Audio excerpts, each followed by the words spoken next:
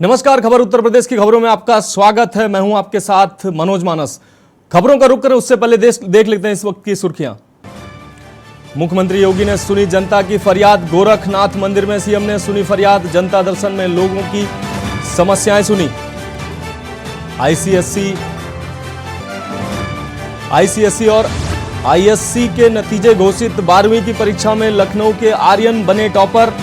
प्राप्त किए 99.75% अंक। 10वीं में भी बड़ा प्रतिशत। भाजपा प्रदेश अध्यक्ष भूपेंद्र सिंह चौधरी का निकाय चुनाव के बाद आया बयान। कहा, लोकसभा चुनाव में सभी 80 सीटों पर जीत के संकल्प को मजबूती मिली। योगी मोदी के गढ़ में 28 साल से जीत रही भाजपा। वाराणसी में नए प्रत्याशी वाली भाजपा की स्ट्रेटजी आई काम। रैलियों के बाद भी हार गए अखिलेश।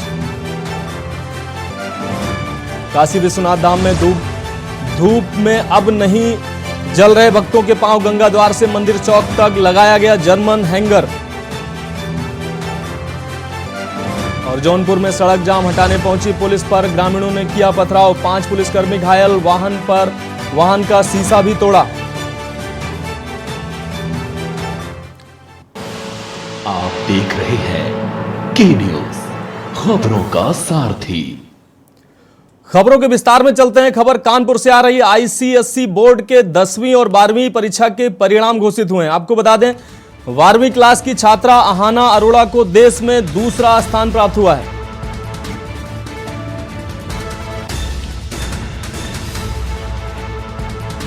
,99.5% अंक प्राप्त कर कानपुर की अहाना ने देश में दूसरा स्थान प्राप्त किया है। अहाना ने शिक्षक और अभिभावकों को जीत का यह श्रेय दिया है। तो कानपुर से अहम खबर आप देख पा रहे हैं। 12वीं क्लास की छात्रा अहाना अरोड़ा को देश में दूसरा स्थान प्राप्त हुआ है। आपको बता दें, अहाना को 99.50% अंक प्राप्त हुए हैं, जो कि देश में दूसरे स्थान को प्राप्त किया है अहाना ने। आईसीएसई बोर्ड के 10वीं और 12वीं के परीक्षा परिणाम घोषित हुए हैं। 12वीं क्लास की छात्रा अहाना अरोड़ा को देश में दूसरा स्थान प्राप्त हुआ है। तो अहाना ने शिक्षकों और अभिभावकों को जीत का श्रेय दिया है।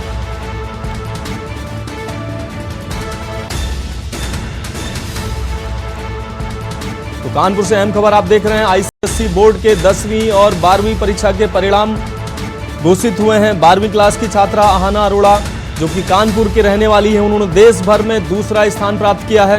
प्राप्तांक की बात करें तो 99.5% अंक के साथ अहाना ने देश में दूसरे पायदान को हासिल किया है।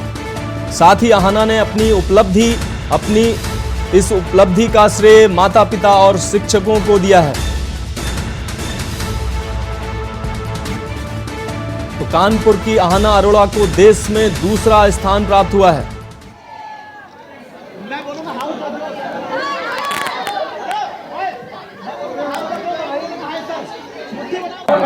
अहाना अरोड़ा। आना किस स्कूल में आप पढ़ते हैं? The Chintu school. कितने % आपके नंबर आए थे?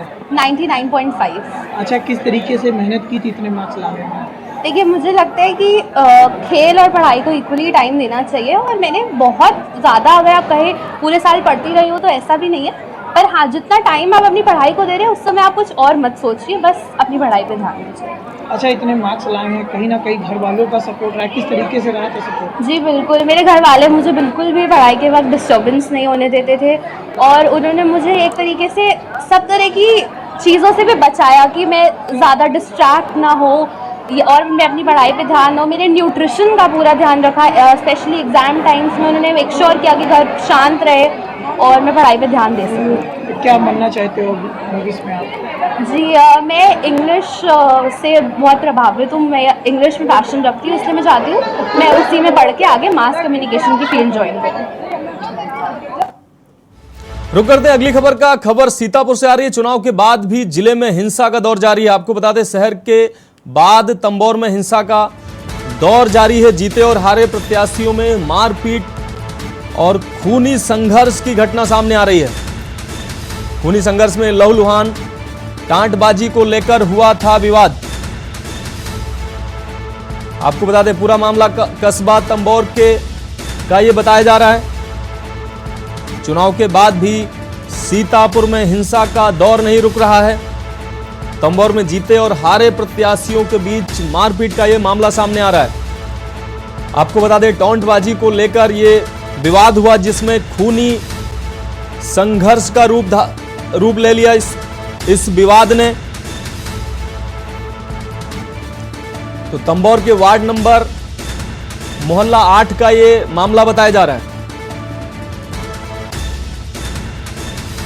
तो सीतापुर में जिस तरीके से निकाय चुनाव के बाद लगातार हिंसा की घटनाएं रुकने का नाम नहीं ले रही हैं।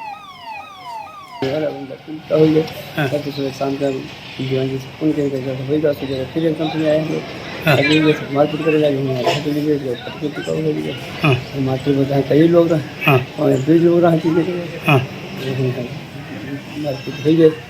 कोई घायल भी हुआ है क्या? चोटी में लगी है, फूटा है, सर फूटा है, और हमारे साहब ये टाँका लगे रहे, और ये टाँका लगे हैं, ऑपरेशन हमारा पर धा मार दे। तो लड़का हमारा बहुत चुटाना है, लड़का बहुत चुटाने। पुलिस गए रहे तो शाम के आप उनकी ना दीवानी से तो गए ना रहे, सवेरे फिर गए रहे, सवेरे तो चलो ठीक हो गया। उसके बाद फिर चले गए घर का, चले गए घर से, फिर गला पकड़ लाए। तो आपको बता दें सीतापुर से अहम खबर आपको दिखा रहे हैं। चुनाव के बाद विवाद ने खूनी संघर्ष का रूप धारण कर लिया। सीतापुर से हमारे संवाददाता अबरार अली इसी खबर पर हमारे साथ जुड़ गए हैं। जी अबरार, इस मामले ने खूनी संघर्ष धारण कर लिया, क्या है पूरा मामला, क्या अहम अपडेट देंगे हमारे दर्शकों को? जी आपको बताना चाहूंगा ये सीतापुर के थाना तंबोर क्षेत्र का मामला है, जहां पर जीते और हारे प्रत्याशी आपस में एक टंच बात को लेकर बात बिगड़ गई और जिसमें 2 लोग घायल भी हुए हैं। इसके बाद वहां पर एसडीएम और भारी पुलिस बल लगा दिया गया है और उसके बाद वहां पर फ्लैग मार्च भी किया जा रहा है। तो कहीं ना कहीं चुनाव के बाद ये चुनावी रंजिश के चलते इन तस्वीरें सामने आ रही है, क्योंकि लगातार सामने आ रही। कल भी 2 जगह सामने आई थी, इसके बाद आज फिर जीते और हारे प्रत्याशी के जो समर्थक थे वो आपस में भिड़ गए और जिसमें 2 लोग घायल हुए हैं, जिसके बाद पुलिस प्रशासन पूरी तरीके से अलर्ट है और वहां पर फोर्स भी लगाया गया है। एसडीएम भी मौके पर पहुंचे हैं और जांच पड़ताल में जुटे हुए हैं। जी अबरार, अगर बात की जाए अभी इस वक्त माहौल वहां का कैसा है? पुलिस के द्वारा लगातार कार्रवाई और कॉम्बिंग की जा रही है, आप जैसा कि बता रहे हैं, अभी का माहौल कैसा है और जो घायल है उनकी हालत कैसी है? जो घायल थे उनको सीएससी में भर्ती कराया गया था, उनका इलाज चल रहा है। इसके बाद मुकदमा भी दर्ज कर लिया गया है और जो घायल थे उनका मेडिकल भी कराया जा रहा है। तो कहीं ना कहीं पुलिस फोर्स वहां पर भारी लगा दिया गया है और फ्लैग मार्च भी किया जा रहा है और उनके हिदायत भी दी जा रही है कि शांति व्यवस्था बनाए रखें। इसी को लेकर लगातार पुलिस अलर्ट है और शांति व्यवस्था की अपील कर रही है। जी अबरार, इस अहम जानकारी के लिए आपका बहुत शुक्रिया। तो आपको बता दें हमारे संवाददाता अबरार अली सीतापुर से जुड़े हुए थे, जिन्होंने इस घटना से संबंधित अहम अपडेट दिया। तो सीतापुर से ये अहम खबर आपको दिखा रहे हैं। चुनाव के बाद पक्ष और विपक्ष में ये खूनी संघर्ष का मामला सामने आया है। बात अगली खबर की, खबर अलीगढ़ से है। किन्नरों के 2 पक्षों में विवाद का मामला सामने आ रहा है। इस दौरान जमकर खींचतान हुई है। पूर्व में इलाका बंटवारे को लेकर विवाद भी हो चुका है। तो अलीगढ़ से ये अहम खबर आपको दिखा रहे हैं। किन्नरों के 2 गुटों में जमकर बवाल हुआ है। आपको बता दें पुलिस मूक दर्शक बनी रही है। किन्नरों के 2 पक्षों में विवाद का यह मामला सामने आ रहा है, जिसमें मारपीट भी हुई है। पूर्व में भी इलाका बंटवारे को लेकर कई बार विवाद हो चुका है। तो सासनी गेट थाना क्षेत्र की ये घटना बताई जा रही है। थाने परिसर में घुसकर किन्नरों ने उत्पात मचाया है।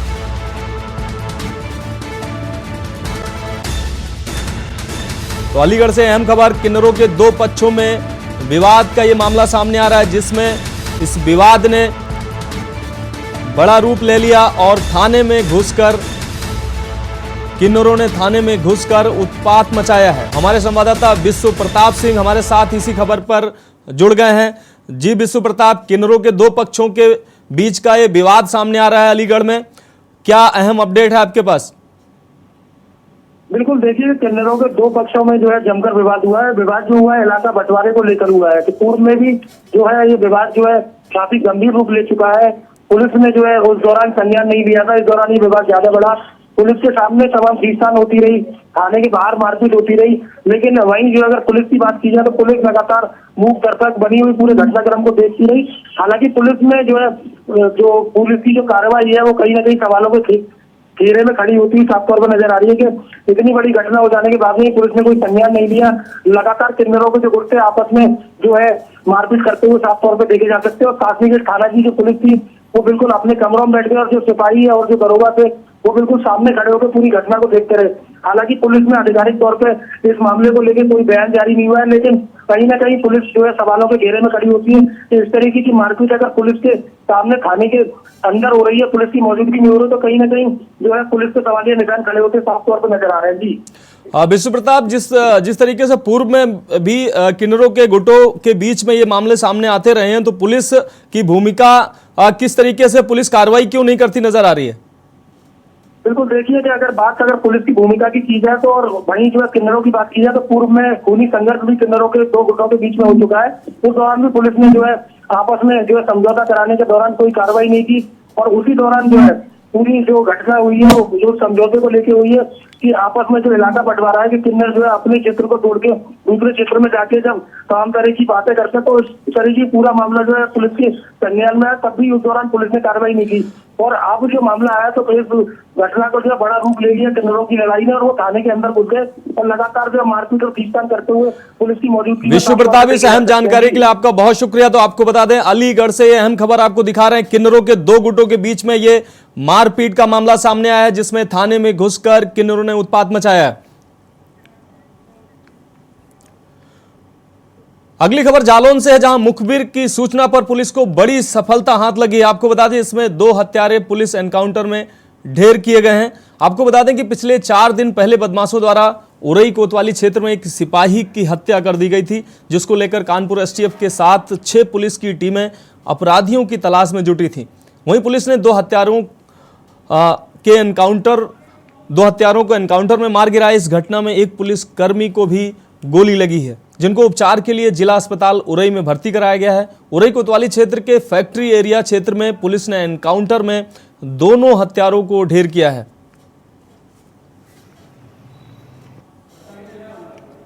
ये 9 और 10 की रात की घटना थी, जिसमें लगभग 1:45-2 बजे के आसपास हमारे कांस्टेबल भेदजीत सिंह, जो कि थाना उरई चौकी हाईवे पर तैनात थे, उनकी कुछ अज्ञात बदमाशों द्वारा हत्या कर दी गई थी। और ये हत्या उनके द्वारा इसलिए की गई थी क्योंकि ये दोनों अपराधी थे और कांस्टेबल भेदजीत सिंह को शक था कि ये कुछ अपराध कारित करने जा रहे हैं, और इनका मूवमेंट देख के तो जब ये इन्होंने पीछे भागे तो उसी दौरान इन्होंने कांस्टेबल भेदजीत सिंह पर फायर किए। उसमें असफल रहने के बाद इन्होंने भारी चीज़ों से उनके ऊपर कई बार किए, उनके चेहरे पर, उनके सिर पर, जिससे अधिक रक्त बह जाने के कारण कांस्टेबल भेदजीत सिंह की मृत्यु हो गई थी और वो शहीद हुए थे। खबरों के बीच वक्त है एक ब्रेक का, जल्द वापस लौटते हैं। आप देख रहे हैं के न्यूज, खबरों का सारथी। ब्रेक के बाद आपका स्वागत है। बात करते हैं अगली खबर की। खबर सिद्धार्थनगर से है, जहां सदर नगर पालिका और नगर पंचायत से निर्वाचित अध्यक्षों का डुमरियागंज सांसद जगदम्बिका पाल ने अपने कैंप कार्यालय पर स्वागत किया है। वहीं सिद्धार्थनगर जिले के 11 नगर निकायों में से 6 अध्यक्ष पदों पर भाजपा प्रत्याशी के निर्वाचित होने पर खुशी का इजहार करते हुए धन्यवाद दिया है। इस मौके पर सांसद कैंप कार्यालय पर नवनिर्वाचित सदर नगर पालिका अध्यक्ष गोविंद माधव और उसका नगर पंचायत मंजू जायसवाल के प्रतिनिधि और पति हेमंत जायसवाल का वहां मौजूद लोगों ने भी जोरदार स्वागत किया है। आपको बता दें कि मीडिया से बात करते हुए डुमरियागंज सांसद जगदम्बिका पाल ने कहा कि प्रधानमंत्री नरेंद्र मोदी के 9 साल पूरे होने पर कल 15 मई से 15 जून तक वे अपने संसदीय क्षेत्र में प्रवास का कार्यक्रम करेंगे। 1 महीने तक चलने वाले इस कार्यक्रम के तहत हर दिन कम से कम 2 कार्यक्रमों का आयोजन डुमरियागंज संसदीय क्षेत्र के प्रत्येक ग्राम सभा में लगाया जाएगा। दूसरी तरफ प्रधानमंत्री जी नरेंद्र मोदी जी के 9 वर्ष पूरे हुए हैं। उस 9 वर्ष में हम 15 मई से 15 जून तक 1 महीने का प्रवास करेंगे। जो केंद्र और प्रदेश की योजनाएं हैं, चाहे प्रधानमंत्री आवास हो, चाहे प्रधानमंत्री किसान सम्मान निधि हो, प्रधानमंत्री उज्ज्वला स्कीम हो, आयुष्मान भारत हो, या चाहे हमारे प्रधानमंत्री गरीब कल्याण का हो, या जिस तरह से भी हमने आत्मनिर्भर में चाहे जनधन खाते हों, इन लाभार्थियों के बीच में हम संपर्क करेंगे, उन योजनाओं के बारे में उसकी अद्यतन स्थिति को हासिल करेंगे और लगातार 15 मई से 15 जून तक 60 कार्यक्रम, एक दिन में औसत 2 कार्यक्रम, कभी 3, कभी 1, हम 30 दिन लगातार करेंगे। खबर शाहजहांपुर से है, जहां फतेहपुर रेती मोहल्ले में एक महिला ने तेल छिड़ककर आग लगाकर आत्महत्या करने का प्रयास किया, जिससे महिला झुलस गई। वहीं महिला को जिला अस्पताल में भर्ती कराया गया है। रामचंद्र मिशन थाना क्षेत्र के फतेहपुर रेती निवासी सुंदरलाल यादव की बेटी सरोज यादव सोनी ने आग लगाकर आत्महत्या करने का प्रयास किया है। वहीं मोहल्ले में लगे सीसीटीवी कैमरे में आग लगने की फुटेज कैद हुई है। फुटेज में महिला घर से बाहर निकलती नजर आ रही है और तेल छिड़ककर अपने सूट में आग लगा लेती है, जिससे भरभराकर महिला आग की लपटों से घिर जाती है और वह जलती हुई घर की ओर भागती है। पीछे से महिला के भाई घटना का वीडियो बनाते हुए दिखाई पड़ रहे हैं। महिला का आरोप है कि मोहल्ले के पवन गुप्ता की पत्नी पार्षद निर्वाचित हुई है, उन्होंने उसे डराया व धमकाया, जिससे प्रताड़ित होकर उन्होंने आग लगा ली है। वहीं पवन गुप्ता का कहना है कि सुंदरलाल के घर के बाहर सार्वजनिक कुआं बना हुआ है।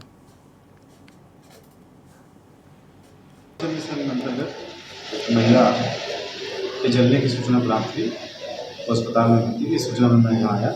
मैंने महिला से बात की, उसके द्वारा बताया गया कि मेरा पड़ोसी से पूर्व विरोधी विवाद चल रहा है। इसी विवाद में आज दोनों पक्षों में कुछ राशि हुई है, इससे क्षुब्ध होकर उसने आग लगा ली है।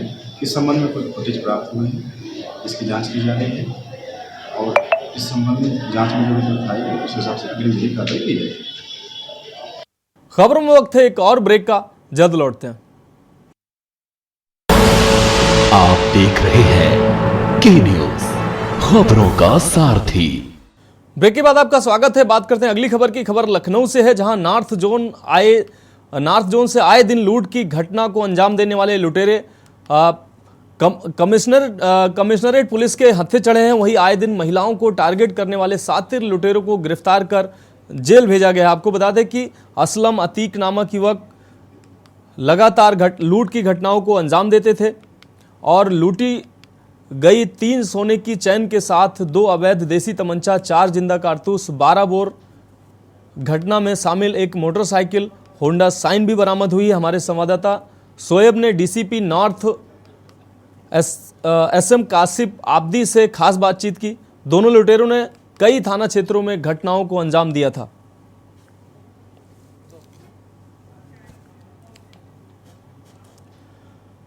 खबर मिर्जापुर से है, जहां सनबीम स्कूल आमघाट मिर्जापुर के बच्चों ने सीबीएसई हाई स्कूल और इंटर की परीक्षा में पिछले साल की तरह इस बार भी अच्छा प्रदर्शन किया है। आपको बता दें कक्षा 12वीं के परिणाम ने शिवेश पांडे ने 91.4%, शिवांश पाठक ने 88.4%, कलश दुबे ने 86.6% अंक प्राप्त किए हैं। इसी प्रकार हाई स्कूल में हर्षित द्विवेदी ने 93.4%, शुभम यादव ने 93% और योगेश दुबे ने 92.2% अंक प्राप्त किए हैं।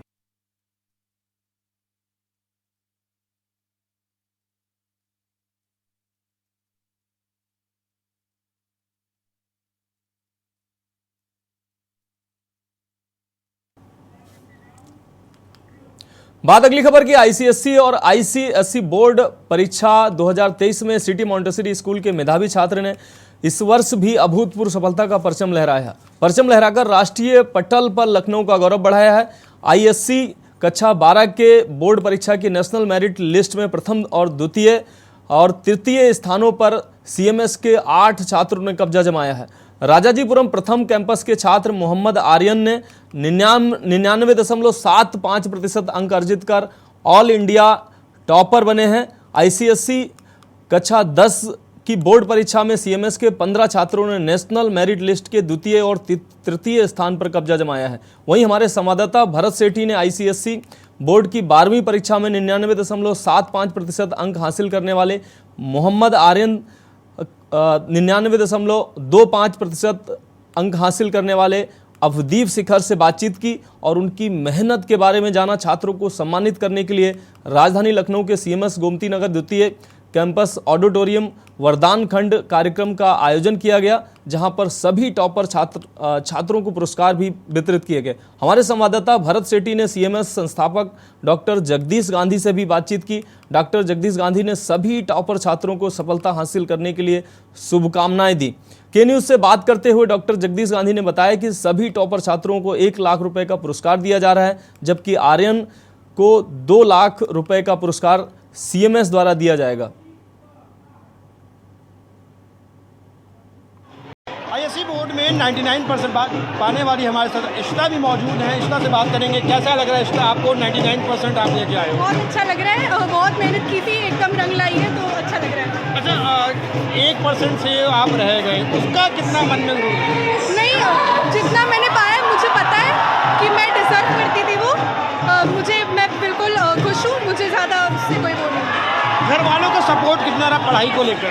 काफ़ी सपोर्ट था, जैसे कि मैं पढ़ती थी तो कोई रूम में नहीं आता था या कोई काम करने के लिए नहीं बोलता था, तो उसकी वजह से काफ़ी मैं खुद के ऊपर में कॉन्सेंट्रेट कर पाई। बहुत बहुत शुभकामनाएं आपको, आपने टॉप किया है, बहुत बहुत धन्यवाद। आप पहले अपना देश को नाम बताएं और कितना % है और किस तरीके से मेहनत आपने करी वो बताएं। मेरा नाम अभिदीप शेखर है, मैं CMS GN1 का छात्र हूँ और मेरे क्लास 12 बोर्ड में 99.25% आए हैं। जी, कितनी मेहनत करी और किस सब्जेक्ट्स को आप लेके चले? मेरे स्ट्रीम PCM थी, तो मुझे मैथ्स में थोड़ी मेहनत करनी पड़ी ताकि उसमें भी मार्क्स ठीक आएँ। और मेहनत की बात करूं तो बस हर दिन पढ़ाई करना होता है और वही किया। अच्छा, और बच्चों को क्या आप कैसे मोटिवेट करना चाहेंगे, क्या बताना चाहिए, कितना पढ़ें, कि आप कितना टाइम आप देते थे पढ़ाई में? मैं बस यही कहना चाहूँगा मेरे हर उस फ्रेंड से जो मुझे सुन रहा है कि अपने ड्रीम के अकॉर्डिंग, अपने ड्रीम और गोल इन लाइफ को सामने रखते हुए पढ़ाई करें। और हर दिन हमें कोशिश करनी चाहिए कि मैं जो कल था मैं उससे आज बेहतर हूँ, और मैंने भी इसी तरह काम करने की कोशिश की। बच्चे छात्र लाया है, उसके लिए बात करने के लिए हमारे साथ बहुत मौजूद है जगदीश गांधी सर। जिस तरीके से सर 99.75% CMS का जो नाम है मान है और बढ़ गया सर, क्या कहेंगे सर? बहुत बड़ा रिजल्ट है। 75 लाख रुपए हम बच्चों को इनाम देने जा रहे हैं इस रिजल्ट पर। 75 लाख रुपए के CMS की तरफ से बच्चों को इनाम दिए जा रहे हैं। चौथी पोजीशन तक जिन्होंने इंडिया में पाई है उनको 1-1 लाख, और जिन्होंने ICSE में 5वीं पोजीशन तक पाई है उनको 1-1 लाख, और जिनका मिनिमम 99% है, ऐसे सारे बच्चों को 1-1 लाख दिया जा रहा है। और जिसने पूरे इंडिया में इंटरमीडिएट में टॉप किया है पूरे इंडिया में, उसको 2 लाख रुपए का पुरस्कार दिया जा रहा है। टोटल 75 लाख रुपए के पुरस्कार बच्चों को बांटे जाएंगे। क्या कहना चाहेंगे जो छात्र कुछ % से रह गए, उनको कैसे मोटिवेट करेंगे आप? देखिए, ऐसा है कि जो बच्चे रह जाते हैं वो अगले वर्ष आते हैं।